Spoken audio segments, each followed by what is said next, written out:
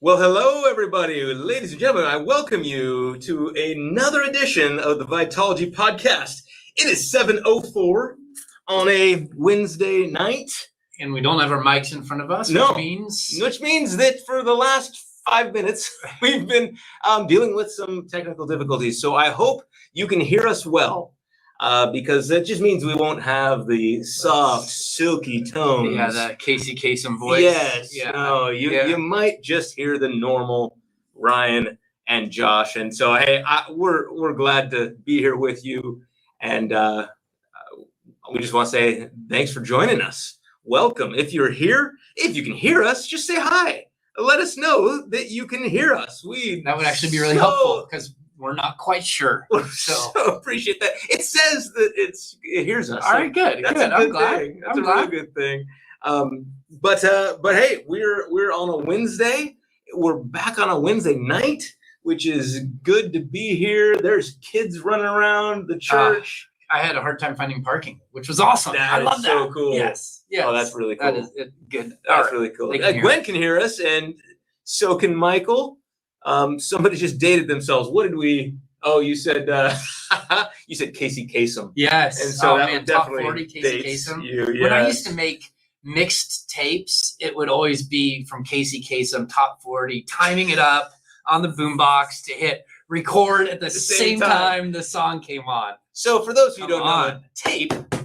How do you explain a tape? I don't even know. The audio is in a little ribbon. Casey.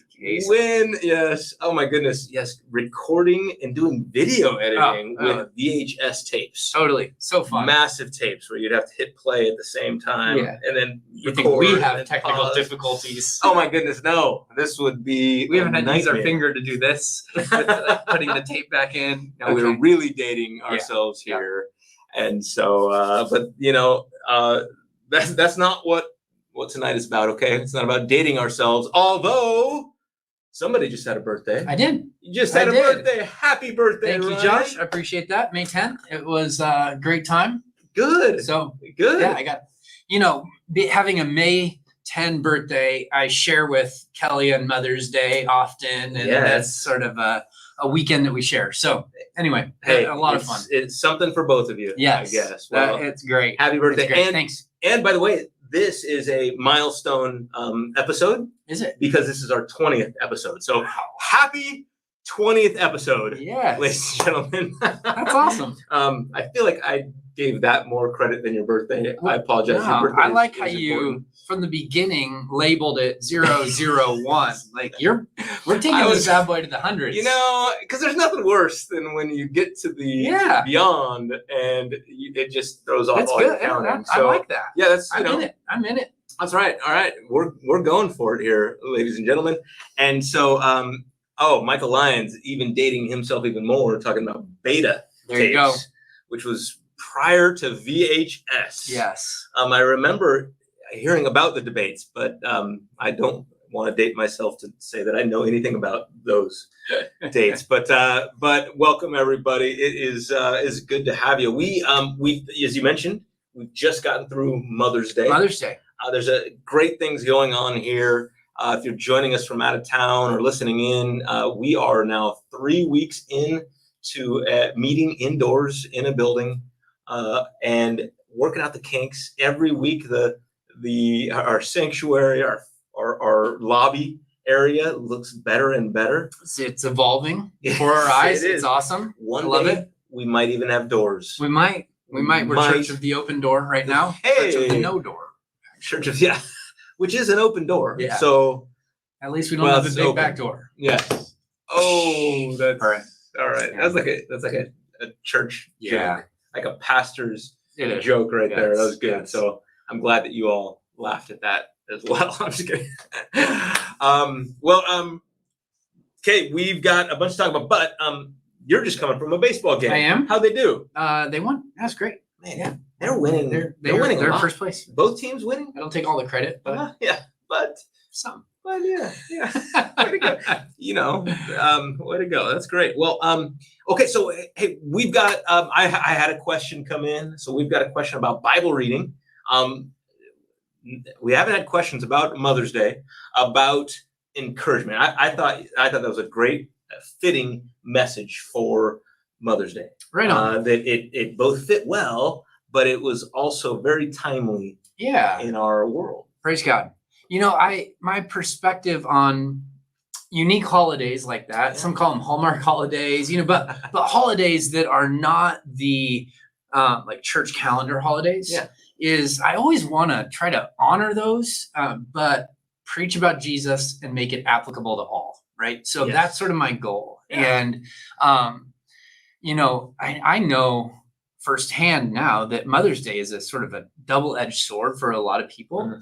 And so like my goal was to come at it a little bit slant, right? So it was very, very applicable to moms, but not all about motherhood, where everybody else would sort of check out and go, well, if I'm not a mom, or, I want to be a mom, but I can't for some reason, or have a really difficult relationship with my mom. And so my goal was to try to minister to people, everybody, but uniquely to moms, because it is a special day. So well, that's what we did. And not to bring up hard things, but this has got to be a little bit of a double-edged sword for you. It is. Yeah. So I lost my mom in December of 2013. Wow, that's a long time ago now, but it still feels pretty fresh. And days like Mother's Day, where I'd love to, have dinner with her, or give her a call, are always a reminder that I can't do that. And so, I try to preach from that place of knowing that this is a difficult day for a lot of people. I wonder if that's made you more sensitive. I hope so. Because it seems like, it would be very easy just to kind of please moms there. Just, of course, you don't want to displease moms on Mother's Day. That'd be a negative. But at the same time, doesn't sound like that's your main goal, is to make it about moms. But no, and I think the church, could we go off topic a little bit? What do you guys think? All right. Okay, I think they said yes. Yeah, good. I think oftentimes the church makes it really hard to be single. Like, even though like this just in, our Messiah was single. Right. And Paul says, man, I wish nobody was married like me, because it'd be easier to minister. Right. But we often do make it the epitome of maturity being marriage and then having kids. And Kelly and I waited to have kids for a few years. And it was in the church that we got asked so many times, when are you going to have kids? When are you going to have kids? Like, what's wrong? Are you guys, why not? And so I want to try to honor where people are at in life. And to that, Josh, I have never done a sermon series on marriage. In 9 years as a lead pastor, I've taught on marriage a number of different times, but I've had so many single friends in the church say, gosh, it seems like every church does an annual series, like an extended series on marriage, which is a really important topic. It just doesn't apply to, at least directly, to a population of our church. And try to make the pulpit apply to everybody as much as possible, even on days like Mother's Day and Father's Day. Yeah. I remember once we were doing a marriage series, and there were good reasons behind it. It was a solid series. However, it happened to fall during the summer here at Emmanuel Faith, and I remember even talking to Pastor Dennis about this. And he kind of later went, that wasn't the best time, because here it was in a time where all the kids were there in church, because they for a while they stopped the kids programming. So you've got all the kids there, and poor Dennis is explaining some things about marriage and trying to do it in a way that kids can understand, in a PG way, right? And I think he realized, maybe the timing of that was less than ideal. That's awesome.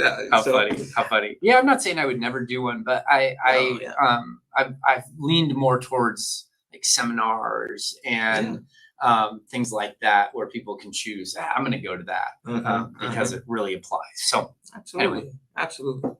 And that'd be a great topic of conversation, though. and even I mean, to preach on singleness, to talk about what the Bible says, because the Bible says quite a bit about singleness and about that value. And we've got some, fairly important characters in our Bible that are single. I'd say, right? Would you say they're fairly important? I would say so. You'd say so. I mean, I'm joking there because Jesus is a fair.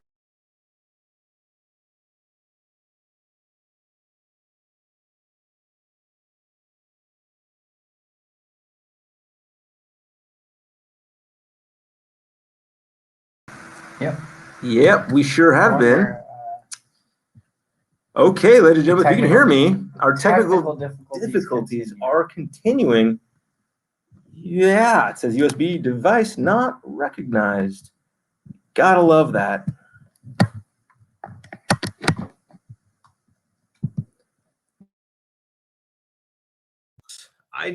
It's showing that audio is on, but it is not showing. Guys, I am so sorry about this. I am so sorry. Are you there? It is no picture. No, I've got picture now. Okay. We have picture. We're back. I apologize. I hear you but can't see you. Okay, well. All right, wonderful. Now hopefully now you can do both. Not sure what happened there at all. I wasn't touching it. Okay. Well, okay. Something's not good. It's plugged in. Our battery's not going to die, but something might. Okay. Well, good. I'm glad you could hear us. Thank you. Thank you for that. We were talking about singleness slightly, and I was making the observation that there are very important single people in the Bible, and here we are to hijack Mother's Day by talking about singleness. Yeah. So maybe another time. I once made the mistake of preaching on a passage that included polygamy on Mother's Day. So fool me once, shame on you. I'm not going to make that mistake. Yes. Again. Yeah. So there's a number of passages like that. I feel like circumcision often just makes its way into passages. Yeah. And that will this week. So, it will. Yeah. And so I want to disappoint. It would be nice to avoid those kind of passages on Mother's Day. Yeah. Father's Day, it's game on though. There you go. Okay. Well, give us a little bit. We're actually in Acts also, so this was not a diversion from our series. No. We were just kind of carried on, but it applied uniquely, I think. Yeah, I think so. And we talked about this really crucial moment in the life of the early church where the gospel is starting to spread, and it's spreading specifically in Antioch in Acts chapter 11. And that Antioch was sort of this melting pot of it was sort of an international city in the Roman Empire. And the Jewish believers started to have these questions about what does it look like for a Gentile to come to faith? And we're going to see way more of that in Acts chapter 15 this week, but we just sort of see it starting in Acts chapter 11. And so I love that at this sort of really crucial moment, the church, I said on Sunday that they didn't bring in a strategist. Yeah. They didn't bring in somebody to try to fix it. They didn't bring in even somebody to come and teach. What they called for was Barnabas. Yes. And Barnabas had made these cameo appearances in the book of Acts up until this point. And now we see him front and center encouraging the church. Yes. And I love that picture. I do. Let's bring in somebody to encourage. I know. And actually, now, to be clear, they brought in Joseph. Yes. Right? Okay, this guy, his given name is Joseph. Yeah. We're told that once, I believe. Yeah, Acts chapter 4, yes, verse 36. That his name is Joseph. But then they don't call him by his name for the rest of the time. Every time they're like, this guy's name is Joseph, as if to say, no, that's not quite the right name for you. I mean, it's nothing wrong with Joseph. Yeah. However, that Barnabas means son of encouragement. Son of encouragement. As if saying, you are so encouraging, as if you were born of encouragement. Yeah, right? We're going to name you that. We're going to name you encouragement. And I just thought about the early church, everybody going, yeah, that fits. Yeah. We don't have anybody that's said to have resisted it. And totally. Man, what a picture of somebody who you just always probably wanted to be around. Oh, yeah. That's lives that value. Nobody is surrounded by encouragement and goes, nah, I don't know, I could take it or leave it. No, we all long for it. We all need Yeah. it, I think. Yeah. And so did the early church, not just individually, but corporately. So, Absolutely. And so they needed it at this time. yeah. So this is who they bring in. That's a great. I love that. I love that. Not not a skilled businessman. Not even like Paul comes later, but first they just send for Barnabas, which is just awesome. And Barnabas kind of brings Paul. Barnabas goes and brings Paul. In fact, this might be Paul. Paul, in a sense, making his presence known in that group. That it takes Barnabas, even being one who had that relationship that was well known, to now say, now let me bring in. I think so. This Paul guy. And that's exactly what he did with the disciples, right? He's the one that sort of allowed Paul to get in with the disciples. He vouched for him and went, you guys, I've seen what God is doing through him. I've heard his testimony, and he's legit. He's legit. Yeah. He was right. And I said this on Sunday, but man, what would we may have missed out on if it weren't for Barnabas's encouragement? So and not only that, but the church at Antioch ends up being what I would consider to be one of the prototype churches. I mean, they have a multi-ethnic elder board. They're a sending church. They're the church that sends out the first missionaries that don't get like beaten out of town, right? They pray and fast in Acts chapter 13 as a church community and launch out Paul and Barnabas. I always joke that that's the church business meeting you don't want to miss, right? You missed that one. Come back the next Sunday, you're like, where'd Paul and Barnabas go? We sent them. We sent them off. They're on a boat. Gone. So don't miss church business meetings. Okay. Yeah, that's good. There you go. Good things happen. Wild things happen. But I love that. This is also. I mean, you could say. I mean, you said prototypical church, but this is really the first Christian church. Right? I mean, now they were Christians, but they weren't called Christians until here, Antioch. Right? Yeah. So I didn't have time to go into that a whole lot, but I do think that Barnabas's influence in Antioch, it's no coincidence, right? That he's called and that they're called Christians. And I think that encouragement is something that we all long for. And in one of the services, not all of them, I think I said something to the effect of, it's hard to live the Christian life fully if we aren't receiving encouragement regularly. Oh yeah. So. Oh, yes, it is hard. I mean, I think that's something I hear from missionaries around the world, especially those that are in really hard places where they don't have fellowship, where they don't have that encouragement. You know, they don't have somebody coming alongside of them and saying, you're doing a great job. I mean, they may hear it sort of over the phone or in an email, but it's just something different. There is. That's a great point. And I brought this up in the message, but I'll just reiterate it now and then even invite some questions if people are interested. But some of the developments in neuroscience are just fascinating, where they've found that roughly 2/3 of the neurons in your amygdala are programmed to detect negative, either words or negative experiences. And not only that, but your brain stores those into its long-term memory really quickly. Yeah. And so I've said on Sunday, like, that's why you can have a really great day and have a number of things go right, but one person makes one negative comment and it's just like, it just sticks. It's the thing that you remember. Yeah. So I don't know if you do this, Josh, but I have a folder on my email. That's just called encouragement. And just so you know, if you've ever sent me an encouraging email, I probably saved it. And some days I'll just read back through them and go, okay, I'm not terrible at everything. Like, I don't stick the dismount on everything either. I've got enough emails to remind me of that. But that email folder of encouragement is encouraging. Cool. That's cool. It's a great idea to do that email. I still have an old school file. Oh, nice. Like and it's big, like it's beyond what should fit in a file, which is years and years of this stuff. That's not just from last week, which No, just kidding. That is the same idea. It is really helpful, especially when you get some of those negative ones. Yeah. Because, I don't hear maybe there may have been a negative one. Yeah, sure. Sure. Okay. We'll say that. Maybe. But it's what's interesting is you need to hold a positive thought for 12 seconds in your brain. That's right. Yes. In order to even have a hope of it transferring into your long-term memory. Negative ones, they're there. Just there. Yeah. Wow. So we could talk about why that is, but I don't think we should. We'll just leave it at that's what they're finding in neuroscience. So yeah, well, we're getting some great feedback and great interaction here.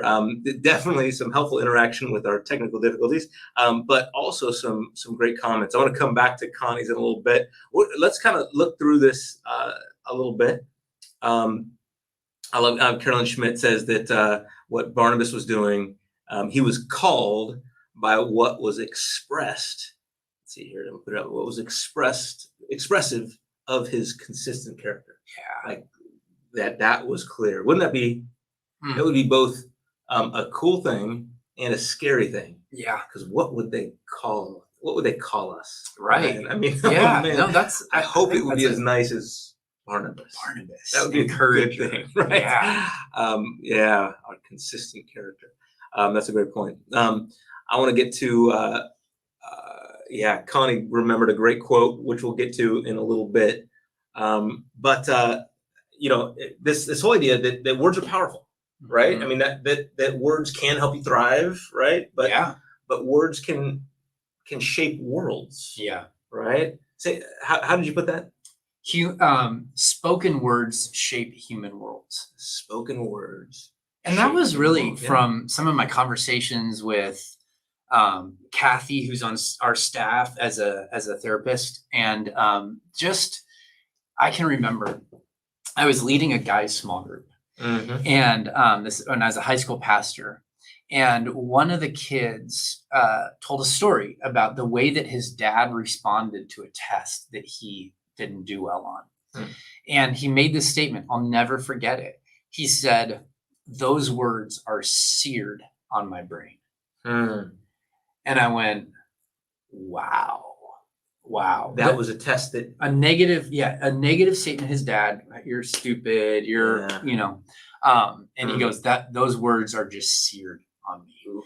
And it was at that moment where I went, oh my goodness, these words have immense power. And then Kathy reiterated it on Sunday, I thought beautifully, from sitting across from so many people who have wrestled with that, father wound, mother wound, that words, they didn't receive words of encouragement and affirmation from the people that they were designed to receive those from. And it deeply affected their life. Yeah. And so it shapes their world. Is what you're saying. So it shapes the way that they view themselves. Yeah. It shapes the way that they view God. It shapes the way they view others. Mm-hmm. Yeah.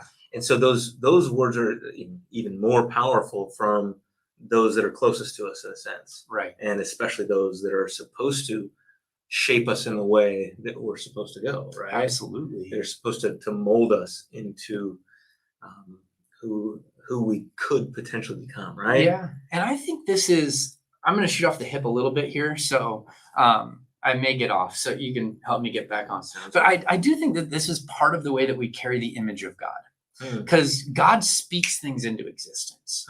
And quite literally, he calls things that aren't things that are. He's, ex nihilo, we would say, that he creates, but it's by his spoken word that he creates. And I think part of carrying God's image is that while we can't literally create the world out of a word, we can shape it, and we can cause people to inhabit it in a certain way by the words that we speak over them. I can remember reading a Tim Keller book where he talks about the power of blessing. And in it, he says, we have this sort of idea of blessing that is sort of this magical, ancient thing, no big deal. And he goes, no, time out. Blessing carries immense power in the lives of people, and the lack of it also carries immense power. And so I would say that our words, all throughout Scripture, we're told our words have immense power. So, yeah, absolutely. What do you think? Am I off on that? That's part of carrying the image of God. I really like that. I don't know. I don't think you're off at all. That it's an image of it, right? It's that's what we're. It's not. I'm not saying a 1-to-1. We do it in the exact same way, but of course, it's a represent in a sense. It represents that. That of course, if God speaks things into existence, that our speaking would be powerful. Carries power. Yeah, it does. It carries power. Yeah. So this is the way James put it, and I read this in the Message version. Or paraphrase. Here's what he says. He says, "A word out of your mouth may seem of no account, but it can accomplish nearly anything, or it can destroy it." Yeah, that's great. It can accomplish nearly anything, or it can destroy it. Yeah. So that's power. And it does seem like that what you're saying, our words can actually destroy easier than they can build up. Yeah. It's actually not that hard to tear somebody down. It's not that hard to belittle somebody in a sense, I mean, I think it takes something out of you when you do that. Yeah. Because it's inhuman in a sense. So that's what sin does all the time. But it's actually fairly easy to do it to people. And I think that's the normal. Because it's easy. That's normal. And so the challenge was what's not so new, not so normal. Yeah. Barnabas. Enter Barnabas. Enter Barnabas. I love this question by Gwen. Can you throw that out there, Josh? Yeah. She says this, would you please expand on what it looks like to be an encourager and echo the voice of God when you see a brother or sister in Christ falling to the wayside or are in, quote, the mess, aka entering, something popped up there. Entering the tension. Yes. Yeah. Yeah, because that was your first, was that the first point? Yeah, enter the tension was the way that I would have, if I were Barnabas or you were Barnabas, I think that's how going to Antioch would have felt for God. So if Barnabas were writing it, I think it would have sounded different than when Luke writes it, right? Yes. Yeah. That makes sense. That he enters into the tension. So I think what I would point to, Gwen, number one, great question. And I tried to address this in the last point that we made about resourcing people for growth. And encouragement doesn't always mean only a pat on the back. Sometimes it's a confrontation, but remember the word means to call alongside. Yes. So it's a confrontation, but it carries the tone of encouragement when you say, I'm willing to walk with you in this. I'm willing to stick with you, even when other people leave. That's the way that we remain encouragers in the midst of calling people to something better, something more life and freedom than they're currently experiencing. And so I would say that being an encourager and confronting somebody who's in sin are not diametrically opposed. They can actually be the same thing. And I would put it under the category, this message, of resourcing people for growth. Yeah. But doing it from close beside, not from, hey, you should fix this and you should do that. It's, I'm with you and I want better for you. And I can see it as coming alongside of the truth as well. Absolutely. So that's where that, if I were to encourage you, all right, I'm not going to say necessarily I'm in the truth, right? Like I've got it all figured out, but let's come alongside as we pursue the truth, together kind of thing. Yeah. So I that's a great question. And I think understanding that word really helps to say, what does this look like in that situation? Yeah. And I can tell by this that Gwen was maybe paying attention. Totally. Because the question itself has your end point there, which I think is a great one to flesh out in all of these points, is that encourager is one who echoes the voice of God. Yeah. Right. That was for me, that was one of those fun discoveries as I looked back over what happened in this text. I went, gosh, Barnabas does a lot of things that Jesus did. And and then I went, gosh, God is an encourager. I don't know why. For me, it was sort of that aha moment where like God isn't like He does come alongside us and call us forward. Yeah. Call us to more. And so anyway. Yeah. Oh man, and I'm thinking about even God's first words to humans after they sin. Right? So sin enters in, and there's still even encouraging words of like, where are you? Where are you? Where are you? As if to say, come on out. Yeah. Come on out. I'm here for you. And they start. I mean, first words are not terribly encouraging. Of Adam's words about Eve. It's not a very encouraging thing. This woman that you gave me did this. It's as if like to totally not even encouraging God. You did this, God. Yeah. You gave me this woman.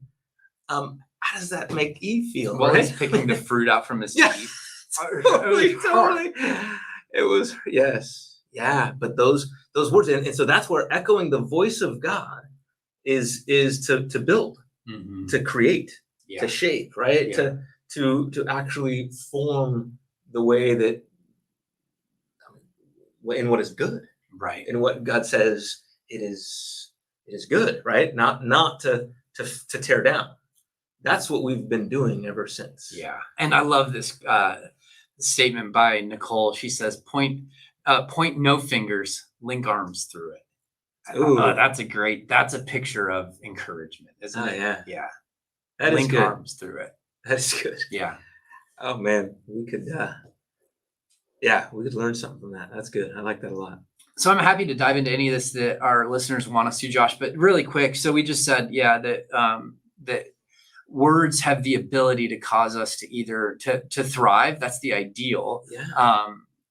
What was my main point was that a word of encouragement can be a catalyst to thriving. And so we see that in the life of the early church through Barnabas, but we've seen it in our lives as well. But there's 4 points that I made, and I'm not going to rehash the whole sermon, but the first was to enter tension.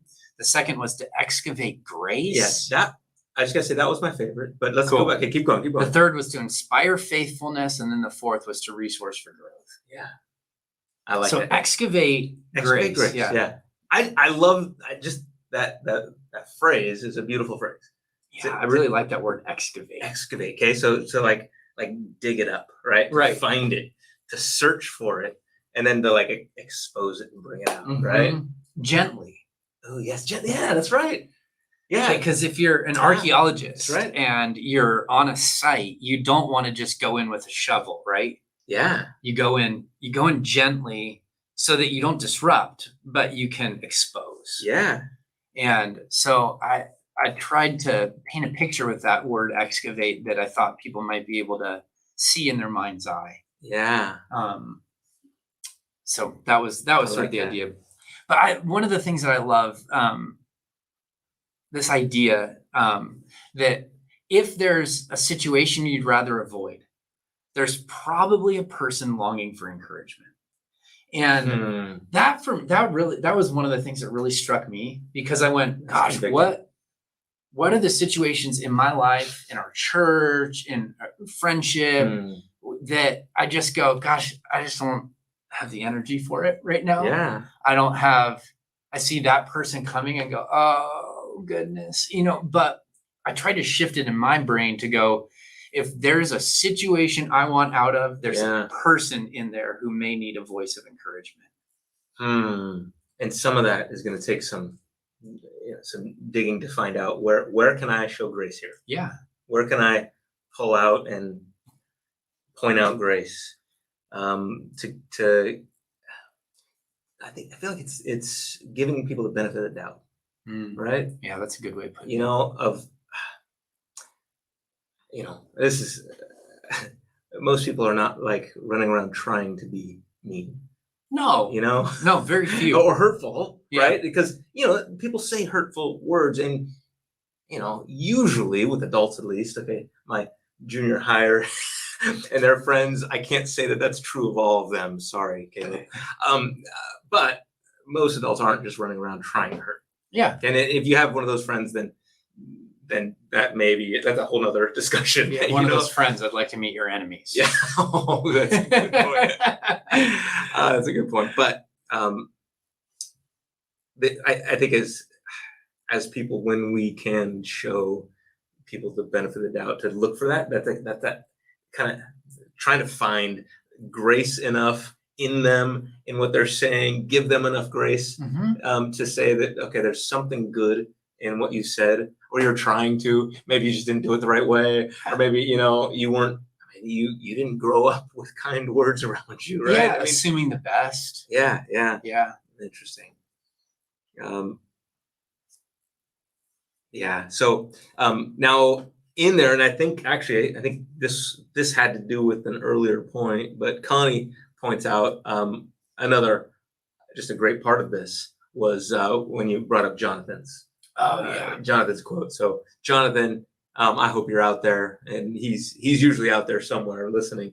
Poor Jonathan, he sprained his ankle, and he's been out. And so, Jonathan, we're praying for you. We missed you around today at writing team, but Connie says she really liked the young man that said, to be a true encourager, you need to know your way around sadness. Yeah. That was an insight. Okay, so we may have talked about this before on this show, so forgive me if we have, but our writing team is one of my favorite times during the week. And it's because I get the chance to get input and investment from a number of different people who are in different stages of life than me, have had different experiences, but we're all eyes on the same text, trying to think through how we can write on that text to be an encouragement and a challenge to people. And so this was last week during writing team where Jonathan said that quote that Connie just reiterated. And I thought, I wouldn't have seen that. Totally. That's not something that for me, I would have been able to bring to the table, because I think you only know that through experience. And yet we've already even talked about that in the context of Mother's Day. Right. Yes. I mean, you're right. But it was a great perspective to see that from somebody who knows sadness more than we do. Yeah. Right. Who knows that own personal inward sadness of waking up every day and not being able to walk like everyone, to talk like everyone. I mean, that's tough. And yet Jonathan is the most joyful, fun-loving. I love his laugh. I mean, it's he's amazing. Contagious. But that's because, I mean, he's a Barnabas, right? Totally. He is an encouraging person. And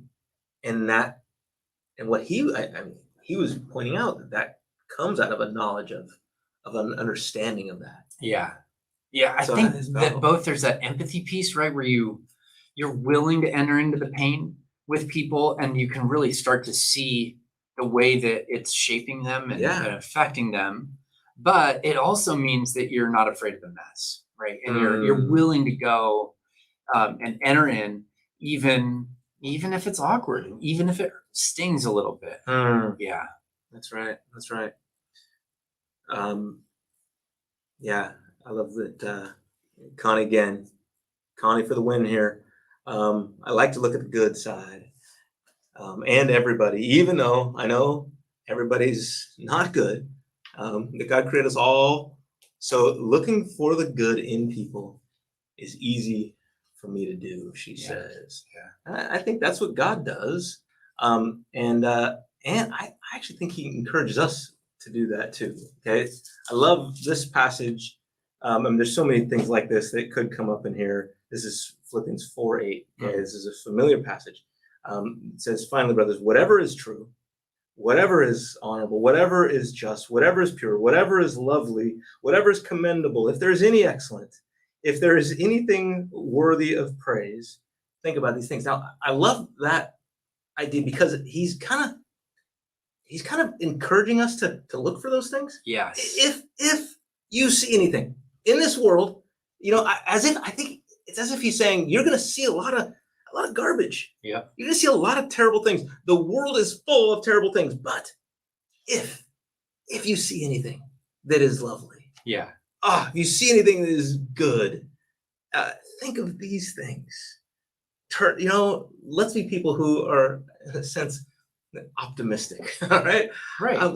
Seeking out good. Not just for people like you who have an optimistic personality.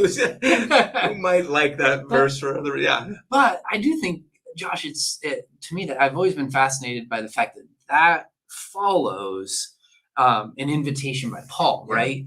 To where he says, don't be anxious about anything, but in everything by prayer and petition, present your request to God, right? Yes. And the peace of God that transcends understanding will guard your heart and your mind in Christ Jesus. And then he says, and I think part of the way God guards our heart and mind in Christ Jesus is by challenging us to think about things that are lovely, that's part of the way he guards our mind. Yeah. Oh, that's is right. when we actually live that out. Yes. And I really, every time I read that text too, I'm like, I love that he says whatever. He doesn't want to limit it. Yes. Like, whatever is good. Whatever. It's true. It's just, the gates are just flung wide open. Yeah. I'm like, yes, Paul. Yep. These are the things to think about. And I think that's part of our job, not as pastors, but as Christians. Yeah. Is to be the people who see the good in others. So I love Connie that you said that. It's a sense that excavating it, pulling it out. Mm-hmm. And if we can encourage that in people, instead of being known as people who just point out wrong, because that's unfortunately the way that Christians are viewed in our world, is that they are viewed as people who just tell you how bad you are, make you feel guilty, right? Some of us, I wasn't necessarily, but some of us were raised to feel guilt, and we feel almost better if we feel guilty, and yet part of our role is to be Barnabas, is to be finding that good and pointing it out, and then if we can do that and just let that blossom, that's where God meets people right there. That can be powerful. I don't think it's any coincidence that the place Barnabas shows up is the place that the church, the disciples, are first called Christians. Yeah. Right. So to your point, that is, we see them living into who Jesus is inviting them to be. Yeah. So much so that they call them little Christs, or they call that they just take on the character of their Messiah. Yes. So they get renamed also, just like Barnabas did. Yeah. Yeah, which means that, maybe Jesus's voice was a lot like Barnabas. I think so. Oh, I think so. Oh, that's good. That's good. Hey, look. I think those hearts are for you. Oh, my beautiful wife giving us some hearts. Oh, that's Kelly Paulson. Right on. Well, that was Reed. He's done with baseball. That's unfortunate. That's too bad. Come on, man. But okay, back to Jesus. This is echoing. Encouragement is echoing the voice of God, which we know God looks most like Jesus, right? And so the more that we can speak words like Jesus, the better. And I was just reading. Where was this? And this actually happens all throughout. Jesus has this compassion. For people, where he sees the crowds, and he has compassion. He sees that they're helpless. And it's his compassion for people, in a sense, wanting to bring out more, seeing that they could be so much more if they only had a shepherd, if they only had what he was giving them. It brings out more. What a great picture of Jesus, the good shepherd, right? The good shepherd. Yeah, that's right. That's right. Okay, so at the very beginning, you said somebody wrote in a question. We're getting. Man, time is flying with technical difficulties and everything. Okay, so Bible reading question. Let me look this up. We've been reading through the Bible with a program that was kind of put together. Well, the Bible is the program, so it's not really put together by them, but the Bible Project has by God. by God. It goes along with some really good videos by the Bible Project, and I believe if you wanted to join in, I believe you can find that on our website somewhere. But if not, just start reading the thing. It's great. But we are in, in I think Chronicles is a lot of people, most people are right now. But this is an observation. It was a unique one and a new one to me. I hadn't quite thought about this. He just said, someone asked me, he said, so there's all this talk about bones, okay? People's bones. And in particular, he's talking about Joseph. But this is not just Joseph. There's others that have a real desire to want their bones to be in a location, right? Take my bones with you out of Egypt and take them to the promised land. Yeah. Right? Yeah. And so he's saying, why do they care about the bones so much? What's going on there?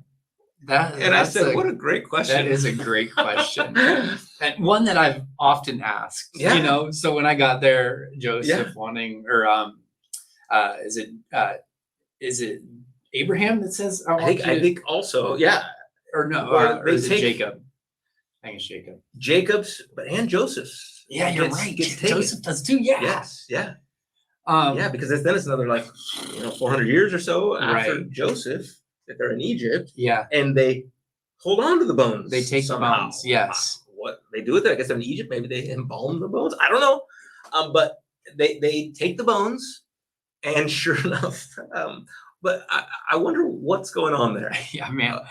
I wish I could be like, hey, here's exactly what's going on. I don't have the answer for that, other than it was really, really important to them for some reason. Yeah. And I hesitate to say it's because of a conviction about resurrection. That's just not explicitly tied to that. Yeah. I would love to go there as a New Covenant Christian and go, they're seeing that God is going to resurrect their bones, and here's where they want that to happen. And I don't get the sense from the text that's what's there. In fact, it might be because they cared so much about the location of bones. It might be that they didn't have too much of a clear hope for that. Well, I think that's certainly true. And they would just call it the place of the dead, or death or the grave, and not a lot of conviction in the Old Testament about resurrection. Now, I'm not saying there's none. There's a number of passages that do point to. In fact, we know that it was debated. Yeah. So in Jesus' time, so as they're reading, the scriptures, which is the Hebrew scriptures, the Old Testament that we call now, as they're reading that, there was a very active debate at the time of Jesus as to whether or not there was a resurrection. Right. Yeah. And so definitely. It was not like it was settled. It's not like you could just clearly, without any doubt, point to this verse to say, obviously New Testament Christians, there's no debate about that, right? We all are very clear that there is a resurrection. Right. That is kind of the thing. Definitely. But that's just to point out that there are some scriptures that point to it, and then there's a lot of text here. There's a lot of pages that don't say much about what's going to happen when we die at all.